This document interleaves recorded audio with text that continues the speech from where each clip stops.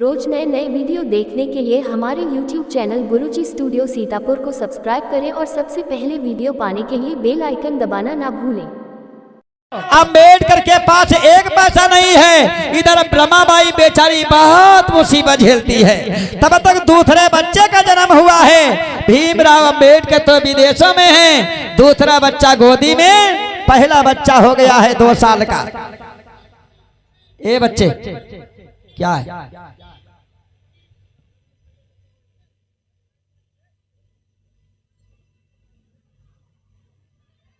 जाओ बाबा साहब की देन नहीं समझ ले, तुम लोग बैठे यहाँ। हाँ, कब कांग्रेस का शासन आएगा धोखा? देखा था आप लोगों ने, देखते थे नहीं देखते थे? कांग्रेस के शासन में क्या देखते थे? अगर कांग्रेस का शासन होता है कब दिखाई नहीं पड़ते, फिर समझ लो हैं क्या? कांग्रेस के सरकार में नसबंदी बहुत जल्दी चलती थी, नसबंदी चल जाती है कब दिखाई नहीं पड़ते। ये बाबा साहब की देन है जो आप लोग बैठे हो, समझ लेना। गौर करना, शांति से। अब भैया जो बच्चा बोले उनको तुरंत पीछे वहां बिठा लो जाकर दूर। हाँ, और ये लाल ये बनियान वाला है, इसको नींद लगी है, इसको कह दो वहां पीछे बहुत सी जगह पड़ी है, वहां आराम से सोए जाकर के। यहाँ लेटने की जगह है का बतावा जाए गुरुजी, घर से जाते भगाए घर में। गौर करना, भीमराव अम्बेडकर के पास चिट्ठी जाती है, तब तक इधर रमाबाई बेचारी आए। हमारे समाज की माँ बहन देखो, अगर रमाबाई ने जितने कष्ट झेले हैं तुम लोगों के सामने अगर उसका एक हिस्सा आधा हिस्सा कष्ट पड़ जाएगा। देख लो, बातचीत बातें हुई नहीं, देखा? हाँ, बतला ले। असल में गुरुजी ढेर दिरबान बहनी इकट्ठा हुई पहुंची, बातचीत कर ले। देखो कब आई कब नहीं आई, कहा हाल चाल है, पूछ ले, ये नहीं मौका मिलता है। सुबह थोड़ा ये आराम से घर लाओ, उनके घर जाओ, जिनसे हाल चाल पूछ ले उनके घर जाओ तुम, अब वो तुम्हारे घर जाए। आराम से खूब पूरा दिन पड़ा है, खूब हाल चाल पूछ ले।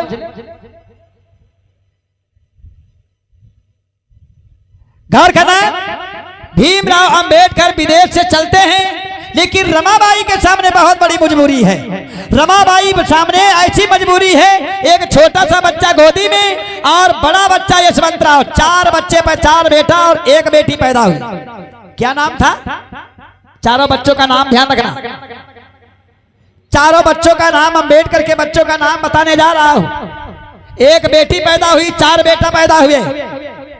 सबसे बड़े बेटे का नाम था यशवंतराव, दूसरे बच्चे का नाम था गंगाधर राव, तीसरे बच्चे का नाम था रमेश राव, चौथे बच्चे का बिटिया पैदा हुई, इस बिटिया का नाम रखा गया इंदू, और 5वां बच्चा पैदा हुआ, सबसे छोटा बच्चा था, जिस बच्चे का नाम रखा गया राजरतन। ये 5 बच्चे थे हैं? इधर दूसरा बच्चा जब पैदा हुआ तो रमाबाई ने सोचा कि अब कैसे गुजारा होगा, घर में पैसा नहीं है। हाय हमारे समाज की माँ बहनें देखो रमाबाई क्या करती है।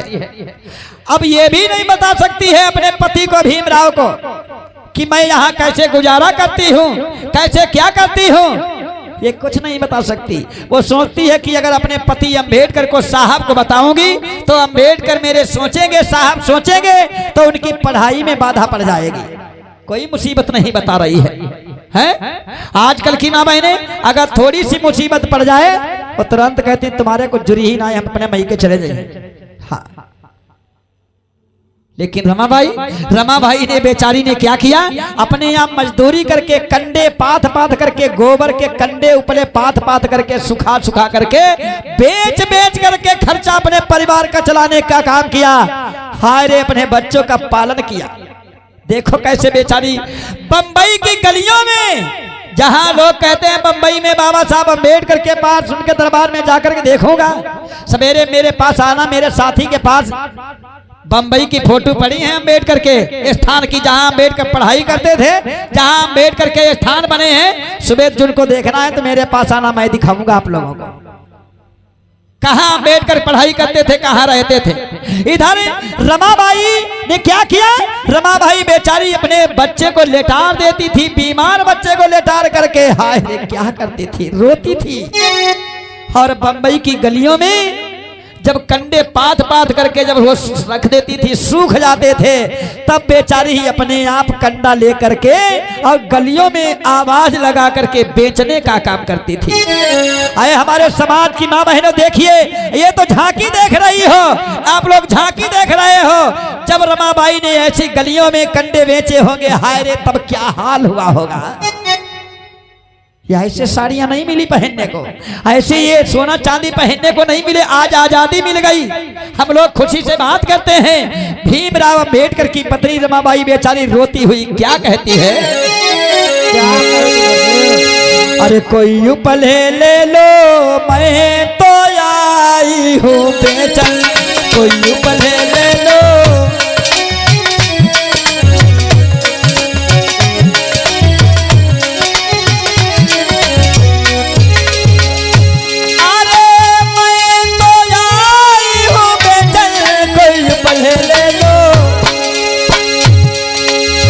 बम्बई की गलियों में बेचारी बेचती है कंडे, 1 रुपए 2 रुपए 3 रुपए ऐसे बेच बेच करके खर्चा चलाती है। अरे मैं तो आई हूँ बेचन, कोई पले ले लो, मैं तो आई हूँ बेचन।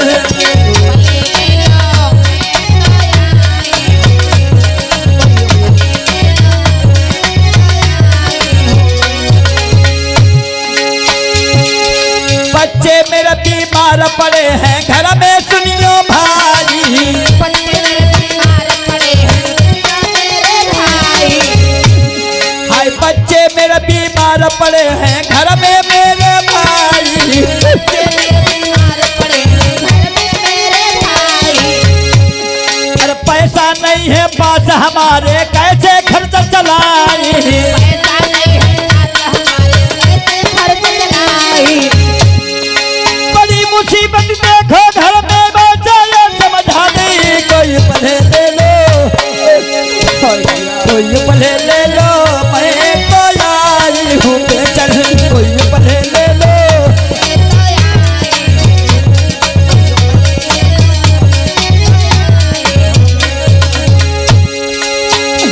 अरे मैं तो आई हूँ बेचन, कोई पले ले लो, मैं तो आई हूँ बेचन।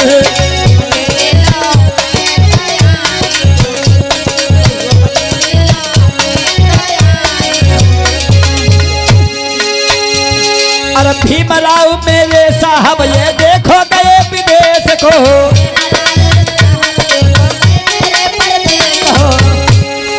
भीमराव बाबा साहब ये देखो गए विदेश को।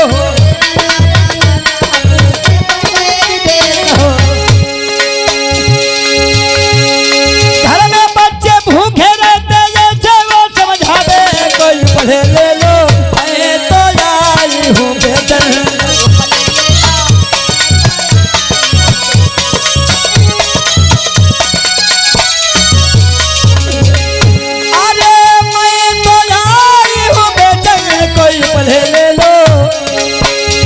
कोई कंडे ले लो, मैं तो आई हूँ बेचन।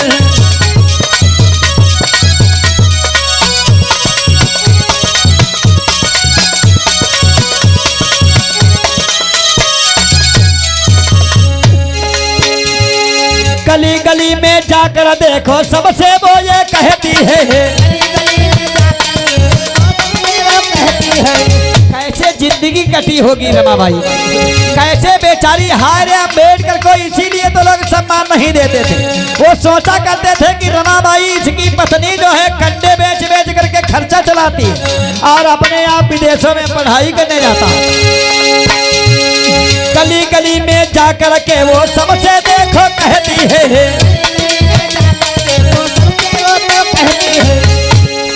लकड़ी कंडे देखो भैया गांव गांव ले जाती है।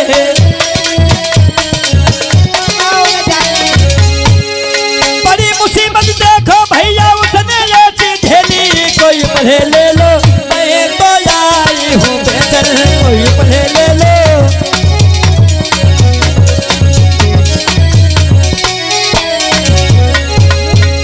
अरे मैं तो आई हूँ बेचन, कोई पढ़े ले लो, मैं तो आई हूँ बेचन।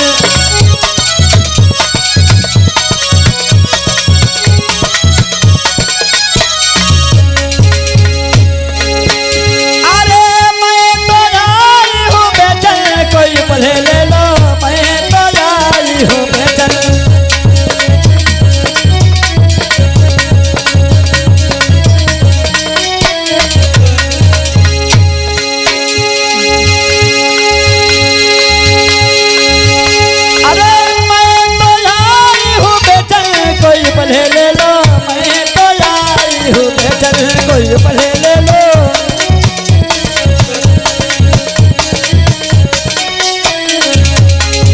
आज मैया जो है रमा भाई इस तरीके से गलियों की बाजारों में, हाय बंबई के गलियों की बाजारों में इस तरीके से बेचारी घूमती है? आए हमारे समाज की माँ बहनों, आए हमारे समाज के लोगों, जब भीमराव अंबेडकर की पत्नी ने इस तरीके से कष्ट झेले होंगे तो हम लोगों के समाज की माँ बहनों का क्या हाल होता होगा?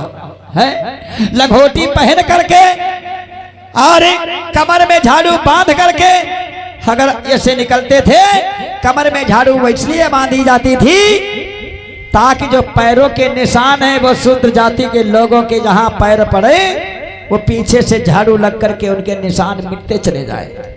हैं? ऐसी दशा अंबेडकर ने, ऐसी दशा हमारे समाज के लोगों की देखी थी, ऐसे हमारी माँ बहनों की दशा देखी थी। तभी तो अंबेडकर के दिल के अंदर यही आया था कि जब तक मेरी जिंदगी है तब तक इनको बराबर का अधिकार, बराबर का सम्मान दिलाने के लिए लड़ाई लड़ने का काम करूंगा। बेचारी फूट फूट करके रो रो करके गलियों की बाजारों में जाती और क्या कहती थी भैया? क्या कहती है?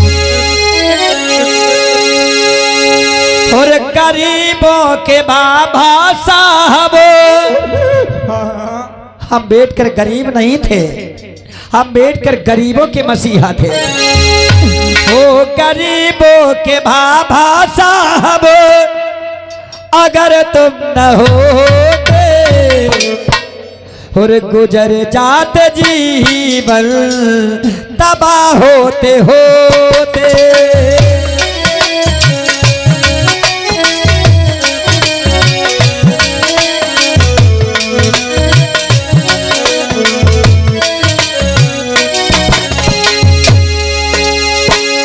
और भैया कमेटी के लोग एक टेबल उठा लाओ। हो गरीबों के बाबा साहब अगर तुम न होते, गरीबों के बाबा साहब अगर तुम न होते, गुजर जाते जीवन तबाह होते होते।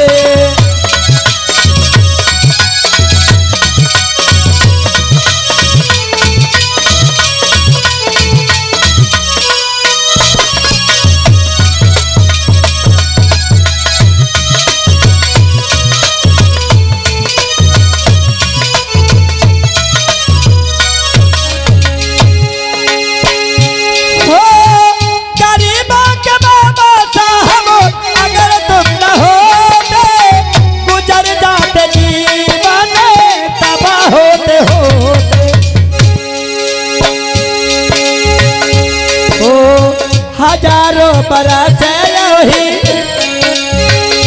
हो, हजारों बरस यही गुजरे हमारे, रहे देखत के हम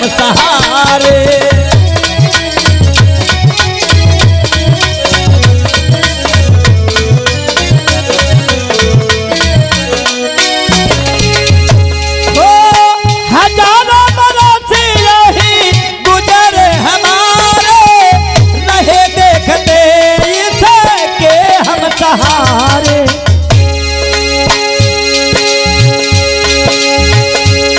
ना पाए हमें मंजिलों के किनारे, बिताते रहे यूं समय रोते रोते।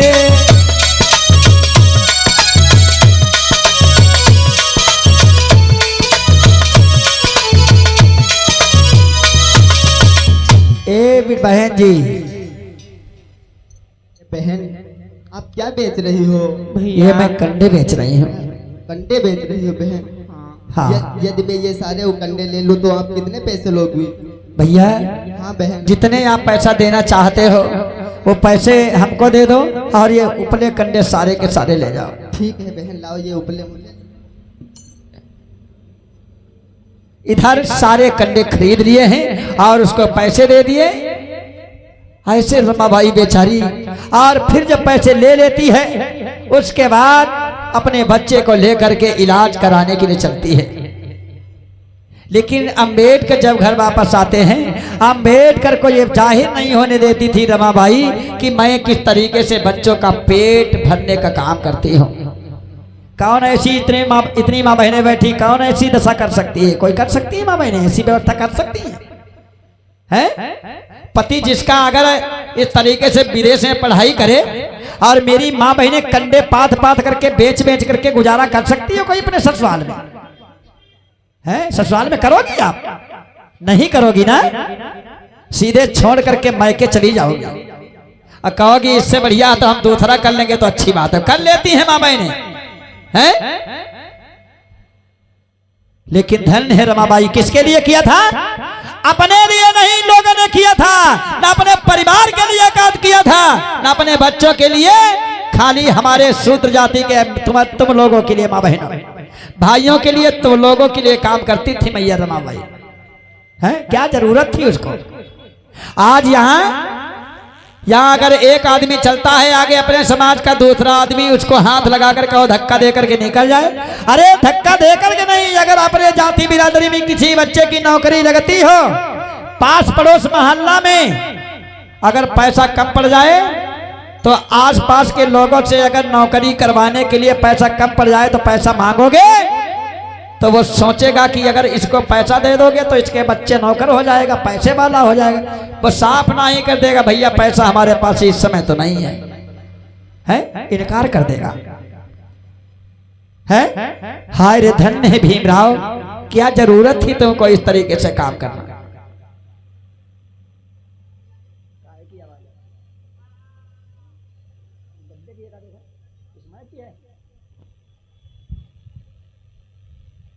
तक चले जाते हैं और इधर गायकवाड़ बड़ौदा अपने राज दरबार में बैठा है,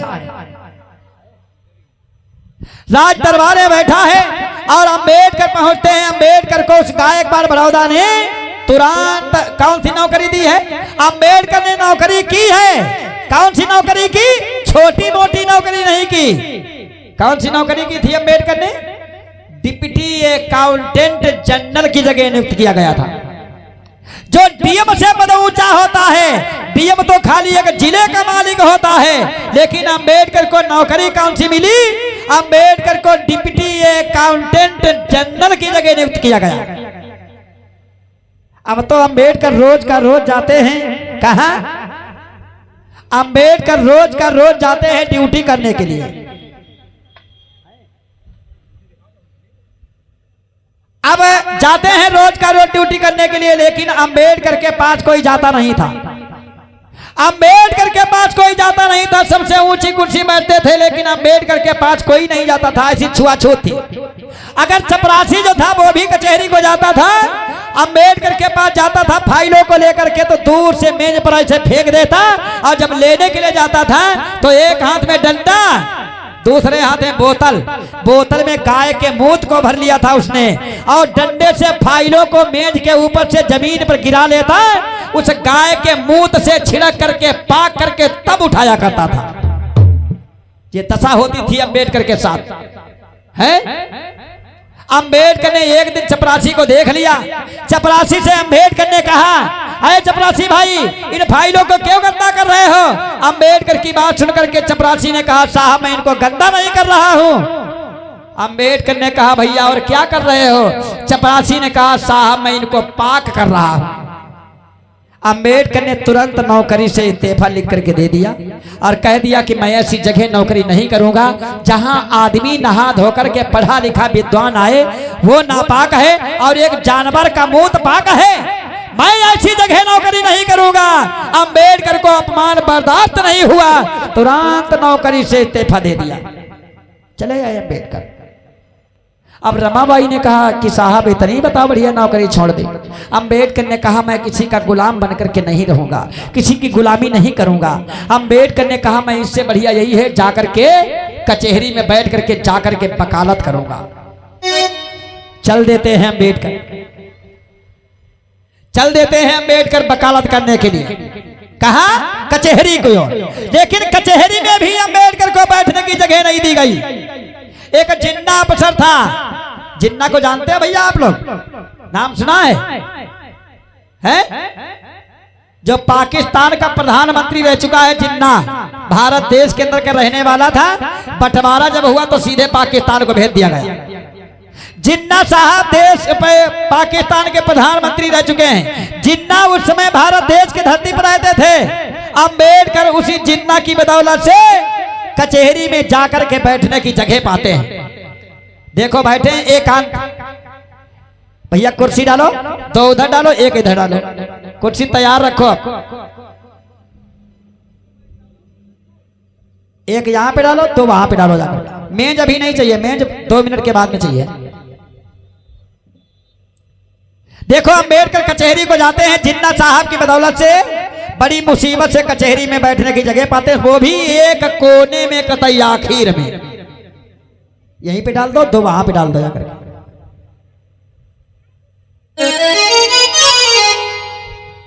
हेलो,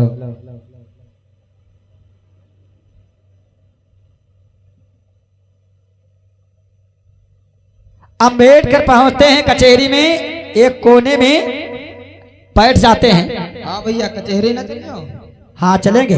और इधर इसी बीच राम स्वरूप गौतम भैया इंदिरा नगर से 100 रुपए, और ये किशन कुमार भैया इंदिरा नगर से 50 रुपए, कमलेश राजपूत भैया इसी गांव से 50 रुपए, दिनेश राठौर भैया शंकरपुर से 100 रुपए, शिव कुमार भारती भैया सलेमपुर से 100 रुपए, मदन लाल भैया नेरी कला से 100 रुपए कमेटी में धमदान दिया है। बुद्ध धर्म संकट से जय मंगल हो, ऐसी मंगल कामना करता हूँ। बोले भगवान बुद्धि की जयकारा लगाते रहो, नहीं तो सोने लगोगे सब लोग। जरा हाथ उठाओ, क्षमा बहनों उठाओ हाथ, तुम भी भैया उठाओ, उठा लो सब लोग। अब कहोगे एक गाना चला था, वो सबने सुना होगा, यही कहोगे आप लोग, हम जो गाना का भी बताएंगे। क्या गाना चला था? ए बूढ़ा करीखा लगाई लो, सुना था ना? इतना था।